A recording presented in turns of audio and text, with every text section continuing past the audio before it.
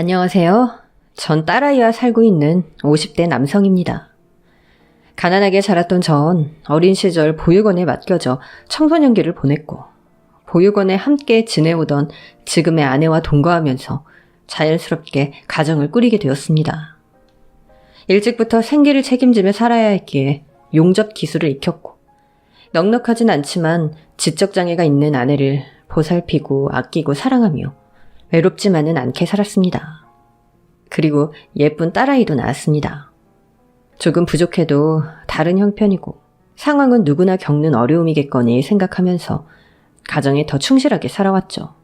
게다가 예쁜 딸이 생기면서 가족의 소중함을 깨닫고 살았습니다. 아내가 지적장애가 있다는 건 보육원에서부터 알고 있었고 어릴 적부터 가장 소중한 친구였기에 익숙한 사이였습니다.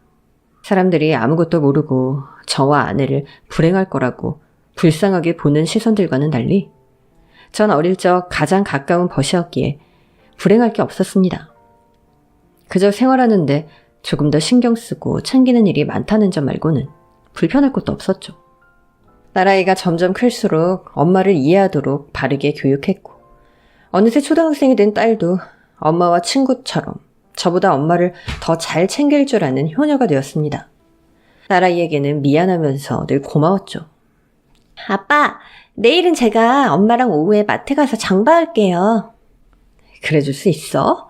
내일 아빠가 일 끝나는 대로 최대한 빨리 올게. 그럼 이제 장 보는 일이 숙제보다 쉽다니까. 엄마랑 같이 저녁 식사 만들 거야? 뭐 맛있는 거 해주려고? 미역국이랑 부침개랑. 아빠 또 뭐 먹고 싶어요? 미역국? 아빠는 우리 딸이 해주는 건 다 먹고 싶지. 부침개랑 동그랑땡이랑 케이크. 케이크? 여보, 케이크 먹고 싶어요? 아빠, 내일 생신이잖아요. 내가 엄마한테 아빠 생일이니까 장 봐서 생일 파티 하자고 했거든요. 생일 파티 축하해야지. 생일 축하합니다. 케이크 초도 불고 축하합니다. 아, 내 생일이구나. 아이, 그래, 고마워. 내일 저녁 기대되는데. 우리가 다 준비해둘 거야. 신난다. 언제부턴가 딸이 점점 커가며 우리 가족의 행복은 몇 배로 더 커져만 갔습니다. 일이 고되고 힘들어도 아내와 딸을 생각하면 어려울 게 없었죠. 그리고 그날 저녁 아내와 딸은 제게 머리에 꽃갈모자부터 씌워주었습니다. 딸아이는 케이크에 초를 꽂고 불을 붙였습니다. 아내는 생일 축하 노래를 부르기 시작했죠. 저보다 더 행복한 미소로 열심히 박수 쳐주는 가족들을 보며 저 역시 너무 기쁘고 흐뭇했습니다. 딸아이는 급히 방에서 무언가 가지고 나와 제게 건네주었습니다. 아빠 생신 축하드려요. 어서 풀어봐. 이게 뭐야? 생일 선물도 있어? 이렇게 맛있는 케이크에 맛있는 식사면 아빠는 충분한데. 아빠 빨리 풀어봐요. 축하해요. 와, 손가락 장갑이네.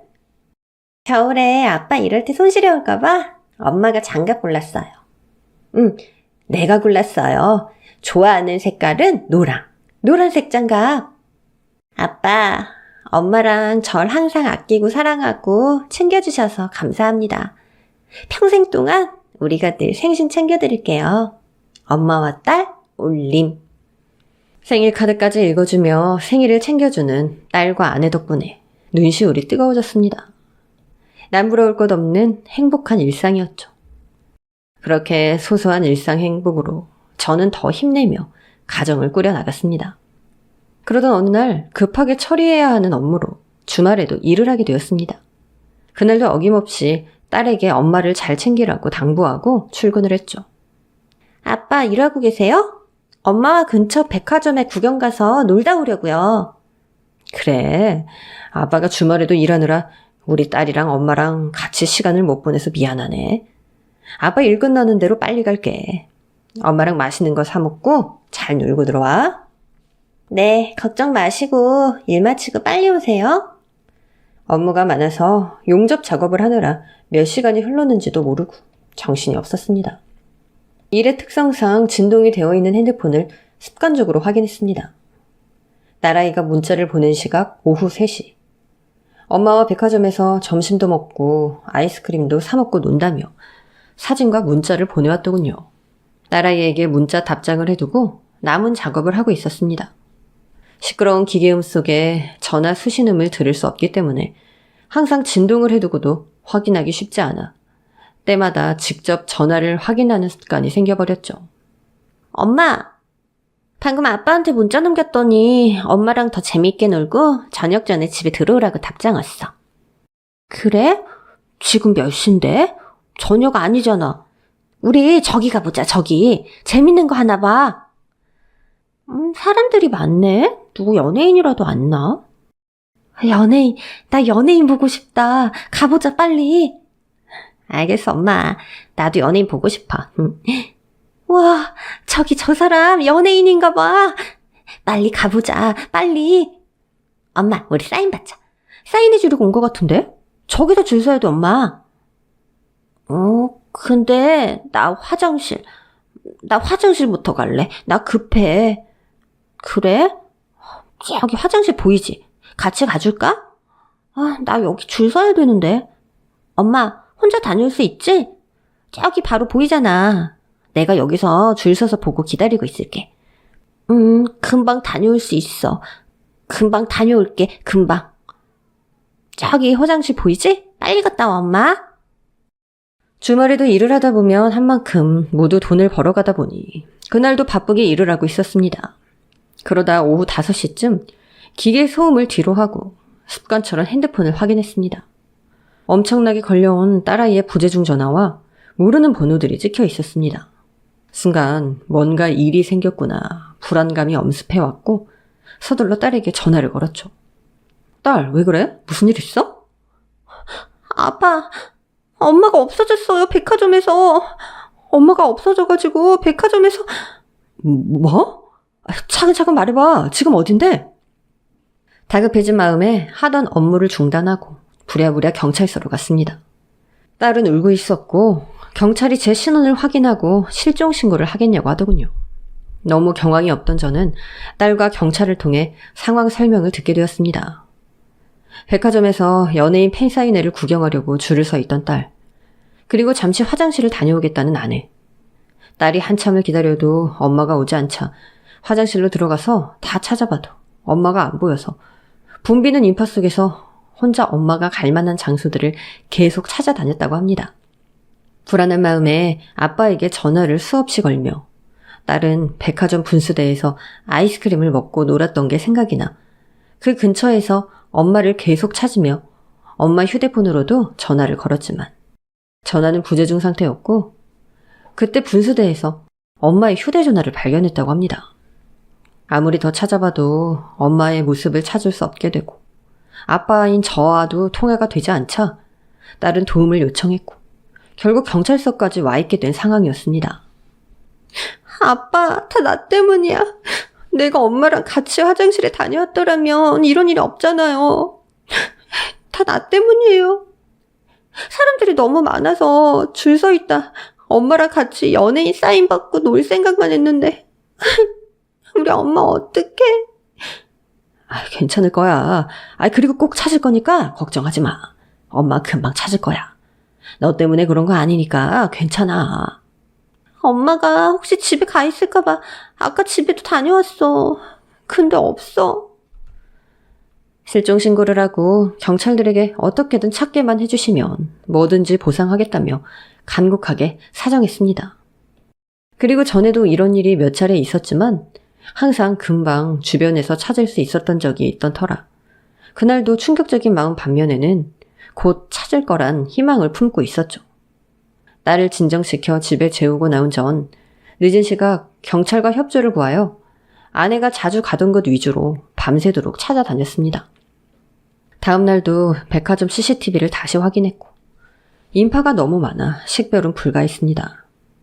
그날 이후 온 지역을 다니며 전단지와 현수막을 걸었고 생계를 놓을 순 없어 일을 병행하며 오가는 길에 전단지를 뿌리고 다녔습니다. 주말이면 아내와 딸과 함께 놀러 다니던 곳은 이제 아내를 찾아다니는 장소로 바뀌었고 일상에 행복하던 시간들은 사라져갔습니다. 흔적도 없이 사라진 아내, 딸도 밝고 명랑하던 우리 딸도 엄마의 실종이 자기 탓이라고 후회하며 매일 울며 지냈죠. 그 다음 달, 다음 해. 그렇게 세월이 흘렀지만 전 아내를 찾아다녔습니다. 그러던 중 용접일은 손이 굳어 제대로 할 수가 없는 지경이 되었죠. 잠시 일을 접고 다시 아내를 찾아 나섰습니다. 그렇게 일상은 엉망이 되어갔고 아내를 찾다가도 딸과 함께 살아가야 했기에 생계를 꾸려나갔죠. 용접일은 그만두고 조금 더 돈을 벌기 위해 고층 건물들의 유리창을 닦는 청소업을 시작하게 되었습니다. 그렇게 시간이 흘러 딸은 어느덧 대학생이 되었습니다. 우리는 그동안 어렵고 가슴 아픈 일을 같이 겪고 이겨내면서 이제 일부러 꺼내진 않지만 엄마를 다시 찾을 수 없을 거라는 절망을 서로의 가슴속에 묻어둔 채로 일상을 버티고 있었죠. 고층 건물 유리창을 닦는 일은 위험을 감수해야 하는 일이지만 대학생이 된 어여쁘게 자란 딸을 생각하면 두려울 게 없었습니다. 하루하루 기운을 내서 버텼고 정신을 차렸습니다. 그러다 펜트하우스 창문 청소 일을 시작한 지 얼마 되지 않아서 알 수 없는 미스테리한 일이 발생했습니다. 팀원들과 펜트하우스 단지를 들어가고 있는데 낯익은 얼굴을 보게 된 것이었죠. 분명 아내의 얼굴이었습니다. 다시 확인하려고 그 여자에게 다가가려는 순간 대기에 있던 차를 타고 단지를 빠져나가는 바람에 그렇게 환영을 본 것처럼 스치고 말았습니다. 무엇인가 홀린 듯 그날은 일이 손에 잡히지 않아서 겨우 일을 마칠 수 있었습니다. 어디선가 봤던 기억이 있는데 충격적인 상황을 잘 벗어나지 못하면 환영 같은 거나 환청이 들리기도 한다고 말이죠. 혹시 내가 그런 건가 의심도 했습니다. 너무나도 아내와 닮은 모습이 머릿속을 떠나지 않고 있었기 때문입니다. 저녁도 먹는 둥 마는 둥 하고 생각에 잠겨 있을 때 딸아이가 제게 말을 걸어 정신이 들었죠. 아빠, 요즘은 어디서 일해요? 너무 위험하면 그만둬. 나도 알바하니까 아빠도 좀 쉬어도 돼요. 아빠는 걱정 마라. 요즘 펜트하우스 건물에서 여러 집들을 맡아서 일하는데 수입을 잘 챙겨줘서 어렵지 않게 일하고 있어. 염려할 일 없다. 네가 학교 공부에 알바까지 하느라 힘들지. 난 정말 괜찮으니까 아빠 이러는 거 위험하고 힘들면 꼭 쉬어요. 아빠는 우리 딸 덕분에 하나도 안 힘들어. 우리 딸만 바라보고 사는데 뭐가 힘들겠어? 어릴 적부터 엄마를 보살피며 다른 환경과 다르게 키워서 그런지 철이 빨리 들어 착한 딸은 내색은 안 했지만 마음속 깊이 잃어버린 엄마에 대한 죄책감과 책임감으로 괴로워하고 있다고 생각됐습니다. 그렇게 남은 우리는 아내의 부재를 괴로워하면서도 한편으로는 덤덤한 척 받아들이는 척 살아가고 있었죠. 그래서였는지 어쨌든 그날 본 엄마와 닮은 여자 얘기는 딸아이에게는 한마디도 꺼낼 수 없었습니다. 고층 건물 창을 청소하는 일은 적응하는데 꽤 시간이 걸렸지만 함께 일하는 팀원들과 점점 손발이 맞아가고 있었습니다. 물론 아찔한 순간도 요령이 생겨 무념무상으로 일하기 나쁘지 않았습니다. 그날도 펜트하우스 창문을 닦으며 아무 생각 없이 일에 집중하고 있었죠. 그리고 거의 작업이 끝날 걸 무렵 창문 안쪽 집안으로 한 번도 볼 수 없던 사람의 모습을 발견하게 되었습니다. 청소하는 나를 발견하지 못했는지 점점 가깝게 창가 쪽으로 향해 걸어오는데 순간 머쓱하여 시선을 다른 곳에 두고 청소를 이어가게 되었죠. 그러다 점점 가까워져서 저도 모르게 쳐다보게 되었는데 한 여자가 무언가를 찾다 저를 발견했는지 잠시 움찔하고 저와 시선이 마주치게 되었습니다. 그리고 순간 전 너무 놀라서 하마터면 떨어질 뻔했죠. 이유는 그녀가 제 아내와 너무 닮아 있었기 때문이었습니다. 아니 지금 이게 무슨 일인가 싶어 전 떨리는 손을 부여잡고 허둥지둥 일을 마무리했습니다. 그녀도 제가 놀란 상황을 감지했는지 나를 보며 괜찮냐는 손짓을 하는 통에 전 분명하게 그 여자의 얼굴을 더 자세히 볼 수 있었습니다.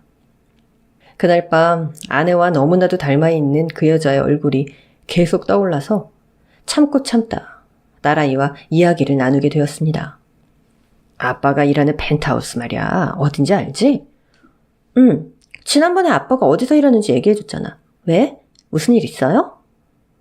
아니, 그게 오늘 청소를 마친 집이 있는데 청소하던 중 안에 사람이 있는 거야. 아빠랑 마주쳐서 놀랐어? 혹시 이러다 막 떨어질 뻔해서 다치신 건 아니죠? 아빠 그 일하시는 거 너무 걱정되니까 그만하시라니까. 아니, 그게 아니고 그 여자 말이야. 그 집에 사는 사람이겠지? 나랑 눈이 마주친 여자가 있는데, 그 집에 사는 여자? 아빠랑 눈이 마주쳤다고? 근데 왜요? 그 여자 얼굴이 말이야. 그 모습이 너무 네 엄마랑 많이 닮았더라고. 뭐라고요? 그래서? 엄마랑 닮았다는 거야? 엄마라는 거야? 무슨 말이에요, 아빠? 설마 엄마는 아니겠지. 그냥 닮은 거겠지. 엄마일 리가 없지 않냐. 그런 집에 사는 사람이. 근데 정말 너무 닮아서 내가 너무 놀랬거든. 다급하게 청소를 마무리하고 팀별로 정리를 하고 나왔는데 그렇다고 확인할 방법도 없고 그 여자를 다시 만나서 어떻게 확인할 길이 없어 그냥 오긴 했는데 말이야. 자꾸 생각이 나지 뭐냐. 정말 엄마랑 많이 닮았어? 아빠 내일 가보자 그 집에. 엄마는 아니겠지만 뭐 거기 사는 사람이겠지. 집주인 여자. 뭐 여하튼 직접 만나보면 되잖아요. 내일 아침 일찍부터 아빠 다른 곳 가서 또 일해야 돼. 뭐 그냥 닮은 사람이겠지. 엄마가 거기에 있을 리가 없잖냐. 게다가 네 엄마라면 나를 못 알아볼 일도 없고 전혀 모르는 사람을 쳐다보는 눈치였는데 나 혼자 생각이 많아서 착각했을지도 모르지. 여튼 내가 괜한 소리를 했나 보다. 그만 들어가서 자라. 아빠, 내가 내일 수업 없으니까 거기 한번 가볼게요. 그냥 뭐 물어보는데 답 없으면 그냥 오면 되지. 그래도 그렇게 잠깐 보셨을 텐데도 엄마랑 닮았다고 할 정도면 그냥 나도 시간 되고 하니까 확인해보고 싶어서 그래. 제가 한번 가볼게요. 아빠는 그동안 네가 엄마에 대해 너무 골똘하게 후회의 마음을 가지고 부담을 느끼며 살까봐 걱정했어. 이 이야기를 꺼내는 것도 쉽지 않았는데 기왕 나온 김에 오늘 우리 엄마의 기억을 잘 덮어뒀으면 한다. 너나 나에게 상처로만 남아있지만 모두 네 탓이 절대 아니니까 제발 그런 후회의 마음이 조금이라도 있다면 무겁게 느껴진다면 우리 딸도 이젠 그만 내려놨으면 좋겠어. 그래서 아빠가 오늘 온종일 고심을 하다 이야기를 꺼낸 거야. 이젠 서로에게 좋은 엄마, 좋은 아내로 기억하고 편하게 엄마 얘기를 너랑 나눌 수 있으면 좋겠다는 생각이 들어서. 아빠가 우리 딸한테 정말 미안하고 고맙다. 그날 밤 아내의 얼굴과 닮은 그 여자에 대한 의문을 가지고 딸과 이야기가 시작되었지만 우리는 서로에게 무거웠던 마음을 조금이라도 털어놓을 시간이 되었던 것 같았습니다. 딸아이는 펑펑 울기 시작했습니다. 저 역시 눈시울이 뜨거워졌고 흐르는 눈물을 닦으며 정말 오랜만에 아이의 엄마 이야기를 나누게 된 것 같았죠. 아빠, 나 내일 그 집 가서 확인해 볼래요. 아빠 말대로 엄마는 아니겠지만 그냥 그래야 내 마음이 더 편안해질 것 같아요. 그리고 아빠 말씀대로 이제 엄마에 대한 자책도 조금은 덜 수 있을 것 같고요. 그래, 알겠다. 너 마음 편한 대로 해라. 아빠는 그냥 이제 네 마음이 가장 걱정되니까 네가 너무 엄마에 대한 생각만 파고들지 않았으면 좋겠어. 아빠도 이젠 너랑 잘 사는 것만 집중해 보려고 마음 먹고 노력하고 있다. 그래도 딸은 가서 물어보고라도 오겠다고 고집을 피우길래 허락을 했습니다. 저 역시 속내는 직접 가서 다시 확인하고 싶은 마음이었지만 아내일 리는 없겠다는 생각과 딸아이가 다녀온다고 하여서 꾹 참았습니다. 실례합니다. 혹시 집주인분 좀 만나뵐 수 있을까요? 저희 아빠가 이곳 청소 일을 하셨는데요. 여쭤보고 확인할 게 있어서요. 제발 잠깐 뵐 수 있을까요? 누구시죠? 누구신데 뭘 확인하신다는 거예요? 제가 외출하려는 중이라 시간이 없네요. 실례인 줄 아는데요. 긴급히 확인할 게 좀 있어서요. 저 이상한 사람 아니고요. 저희 아빠도 어제 이곳에서 청소 일을 하셨던 분이니까 신원 확인도 가능하실 거예요. 죄송합니다. 전 확인 드릴 게 없네요.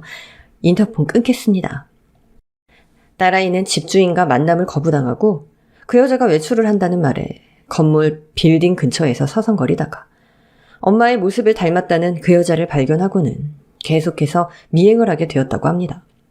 그저 엄마와 닮은 게 맞는지 확인하고 싶은 마음이었다고요. 하지만 자세히 보니 분명 엄마가 아니었다고 합니다.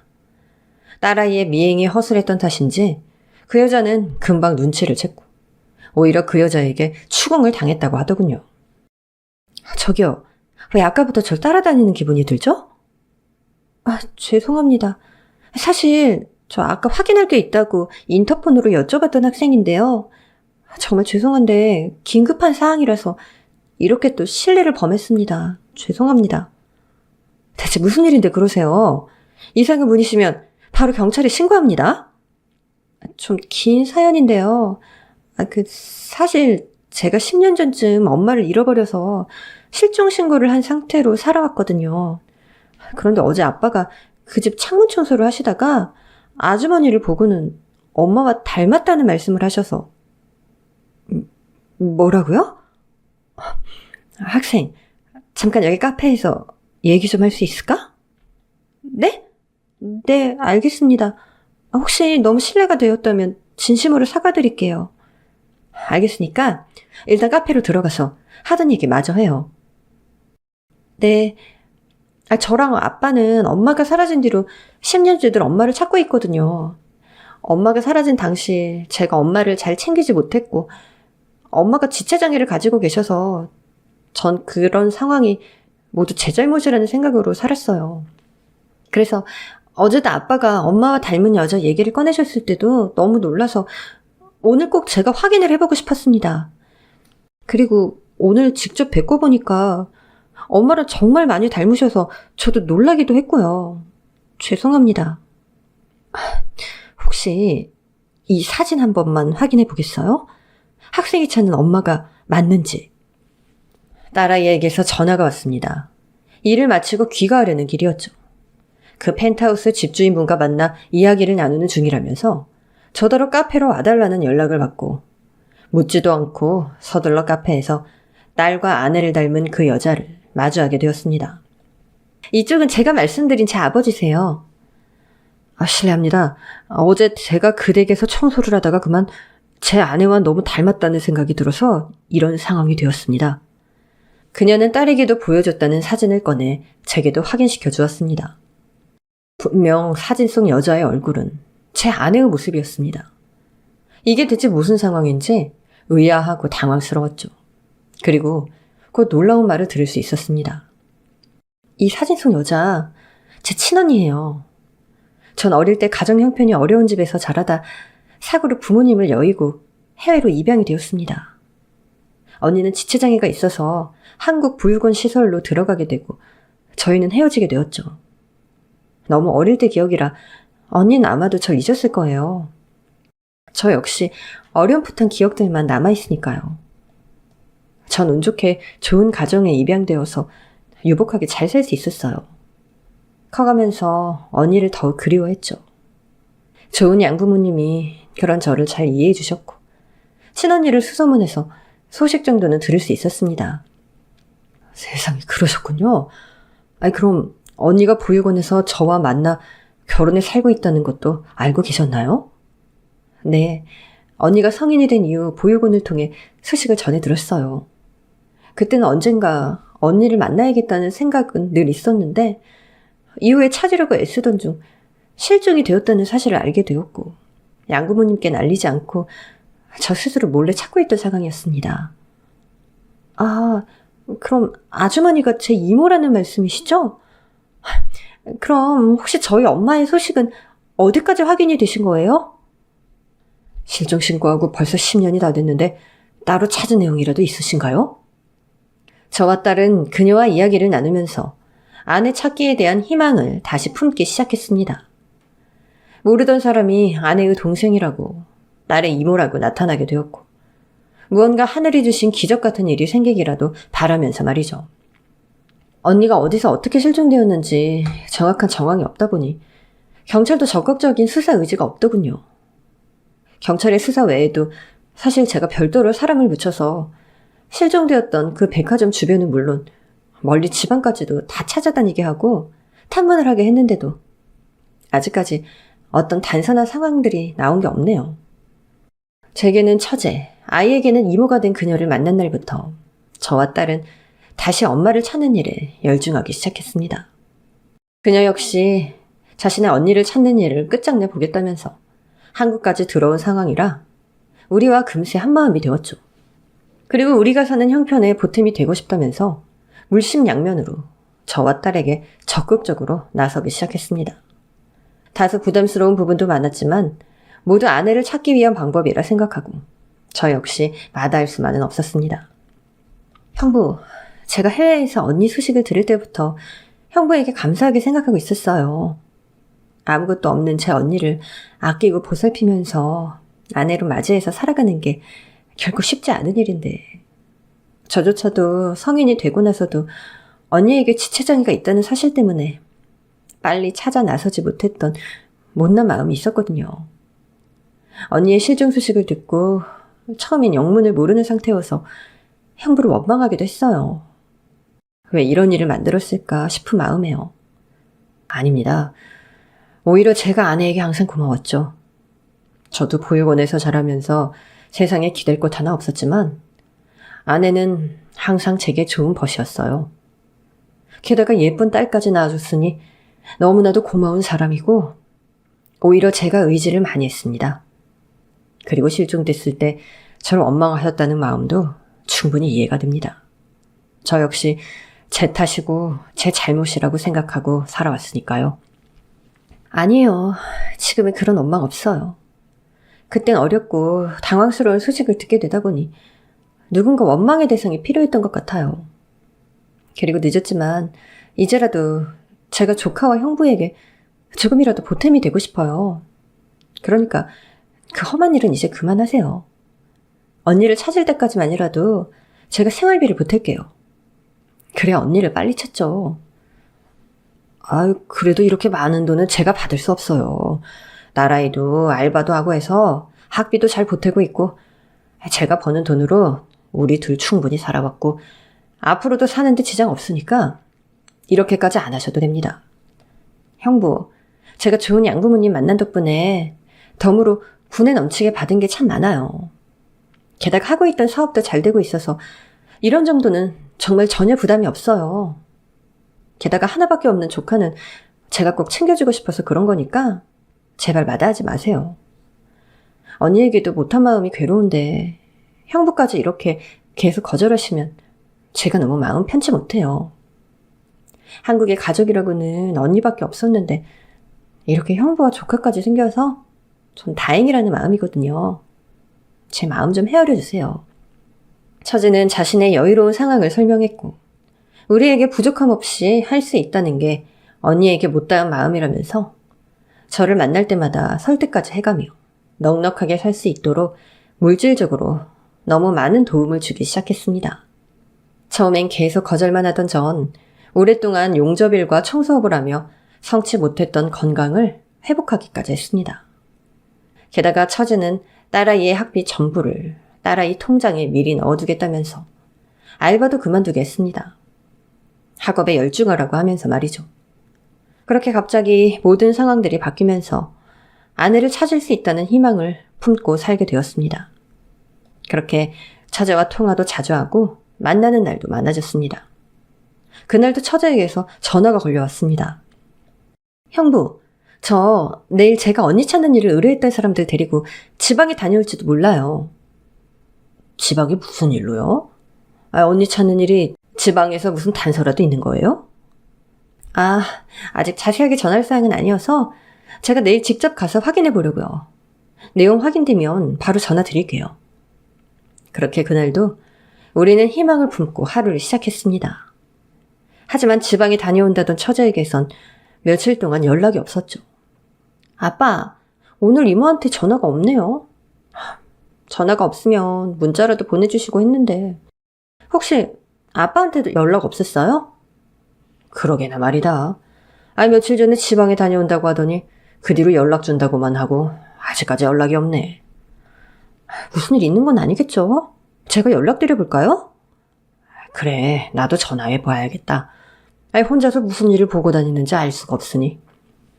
딸과 대화를 나누다 보니 갑자기 처제에게도 무슨 일이 생긴 건 아닌지 불안감이 밀려왔습니다. 바로 처제에게 전화를 걸었죠. 신호음은 계속되고 처제가 전화를 받지 않자 우리는 더욱 불안해지기 시작했습니다. 처제가 전화를 안 받네. 신호는 계속 가는데. 제가 한번 전화해볼게요. 문자라도 남길까? 전화든 문자든 어서 다 해봐. 저와 딸은 연락이 안 되는 상황에 대한 트라우마가 생긴 사람들이다 보니 쉴 새 없이 계속해서 전화를 시도했죠. 그러자 드디어 전화가 연결되었습니다. 여보세요? 조카구나. 미안한데 지금 내가 일 보느라 바쁘니까 걱정 말고 있어.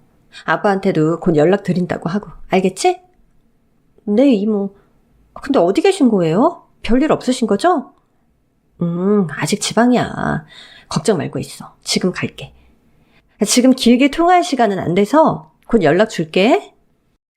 전화를 다급하게 끊는 처제가 좀 이상했지만 그래도 별일 없다는 통화를 하고 나니 조금은 마음이 놓였습니다. 그러던 어느 날 드디어 처제에게서 다시 연락이 왔습니다. 처음 연락을 받은 건 딸아이에게였어요. 처제가 차를 보낼 테니 지금 당장 저와 함께 어딘가로 오라고 했다고 하더군요. 어쩐지 불안한 마음에 그대로 멍하니 공원 벤치에 앉아서 어두워진 하늘만 보며 멈추지 않는 눈가의 눈물을 닦아내고 있었습니다. 그리고 딸과 함께 처제가 보내주었다는 문자의 장소로 같이 가보기로 하였습니다. 무슨 일인지 가는 내내 심장이 요동치더라고요. 처제가 보내준 검은 승용차가 집 앞에 대기하고 있었고 딸은 차 밖에서 저를 향해 빨리 오라며 손짓을 했습니다. 전 달려가서 얼른 차에 탔고 어딘지 모르는 장소로 출발하게 되었습니다. 아빠, 별일 없을 거예요. 너무 걱정 마세요. 이모가 밤이 늦었으니까 서둘러서 조심히 오라고만 해서. 그래. 근데 이상하게 마음이 좀 답답하네. 차는 꽤 오랫동안 어딘가로 달려갔고 가는 내내 멀미가 나서 더욱 괴로웠습니다. 그리고 도착한 곳은 지방의 한 소도시였어요. 차는 곧 외진 비포장도로로 들어서기 시작했습니다. 이미 늦어진 시각에 어두워진 밤. 깜깜한 주변의 비탈길을 드문드문 비치는 불빛과 전조등만으로 한참을 달리니 주변은 정말 칠흑처럼 어두웠습니다. 귀신이라도 튀어나올까 무서웠지만 머리는 지끈거리고 멀미 역시 절정에 달아 도착했다는 말과 함께 차에서 뛰쳐나오듯이 급히 내려야 했죠. 숨을 고르고 나니 그제서야 멀리 야외에 설치해둔 임시 조명등 같은 불빛들이 보였습니다. 공사장으로 보이는 넓은 부지에 불빛들이 띄엄띄엄 밝혀져 있었습니다. 차에서 내리자 처제와 몇몇 사람들이 모여 있었습니다. 우리를 보자 처제는 눈물을 닦으며 차분히 이야기를 시작했습니다. 어서 와요, 형부. 드디어 언니를 찾았어요. 뭐? 그게 정말이야? 어디 있는데? 지금 바로 만나볼 수 있나? 형부, 놀라지 말고 들어요. 여기 공사가 중단된 공사 현장에서 언니가 시신으로 발견되었대요. 그게 무슨 말이야, 처제? 농담이지? 말도 안 돼. 어디? 내 아내가 어디에 있다고? 형부, 그게 마음 잘 추스르고 들으세요. 언니가 저 땅속에서 발견이 됐대요.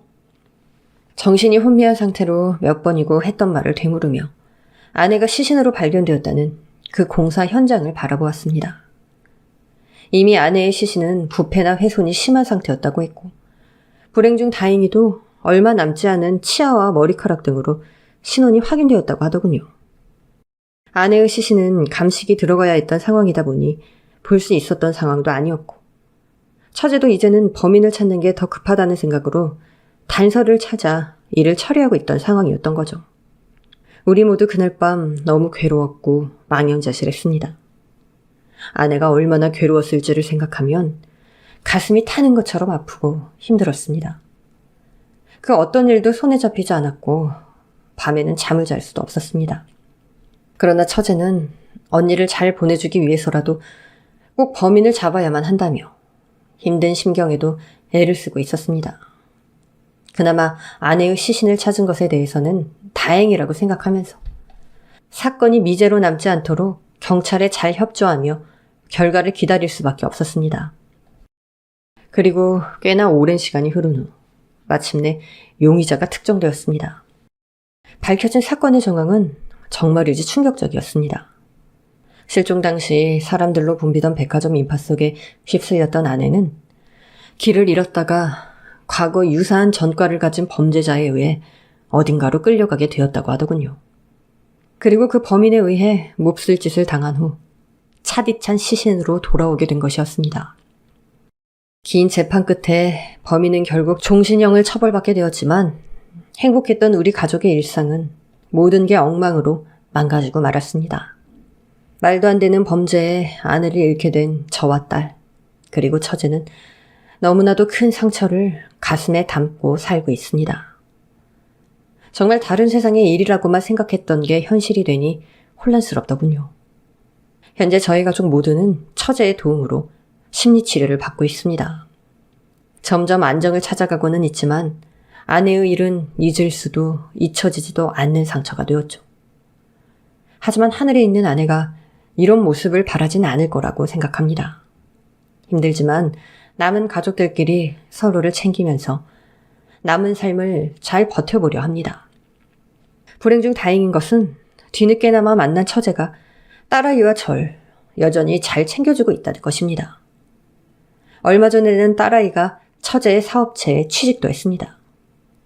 아내가 아니었다면 처제를 만날 수도 없었을 테니 어떻게 보면 하늘로 떠난 아내가 우리에게 주는 마지막 선물이 아니었나 싶습니다. 아빠, 어제 꿈속에서 엄마를 만났어요. 엄마를 찾아다녔던 그 백화점 분수대에서 엄마가 웃으며 날 부르더라고요. 엄마가 자신의 몸 뒤로 숨기고 있던 무언가를 제 앞으로 꺼내 보여주셨는데 그게 뭔지 아세요? 그때 엄마랑 함께 맛있게 먹던 아이스크림이었어요. 엄마가 제게 준 아이스크림을 먹으려고 봤더니 아이스크림이 아니더라고요. 유심히 살펴봤더니 금덩어리였어요. 순간 전 꿈속에서 너무 놀라서 엄마를 쳐다봤는데 엄마가 갑자기 어디론가 사라지더니 또다시 제 앞에 웃으며 나타나셨어요. 그리고는 여러 개의 아이스크림 같이 생긴 걸 또 들고 오신 거예요. 근데 또 자세히 보니 아이스크림이 아니라 금덩어리더라고요. 잔뜩 들고 오셔서는 제게 모두 건네주시고는 환하게 웃으시길래 건네주신 손을 보게 되었는데 어릴 적 아빠 생신 때 선물했던 노란색 장갑을 끼고 계셨어요. 그리고 금덩어리를 제게 꼭 쥐어주시고는 노란색 장갑 낀 손으로 화사하게 손을 흔들며 이제 마음껏 놀러 갈 거라는 말을 남기고 떠나셨어요. 나의 하나뿐이던 친구, 아이처럼 순수한 아내가 그 꿈속에서처럼 하늘나라에서 즐겁게 놀러 다니면 좋겠다는 생각이 들었습니다. 삶은 때로는 예상할 수 없는 방향으로 잔혹한 지옥의 시간을 겪게 하기도 하죠. 그렇지만 이겨낼 수 있는 고통만 주신다는 어떤 말씀을 기억하고 잘 버티면서 남은 가족들과 삶에 충실히 살아가 보려 합니다. 여러분들도 어떠한 어려움이 자신을 굴복시키는 일이 생기더라도 절대 좌절하지 않고 이겨나가시길 바라봅니다. 지금까지 긴 이야기 들어주셔서 감사합니다.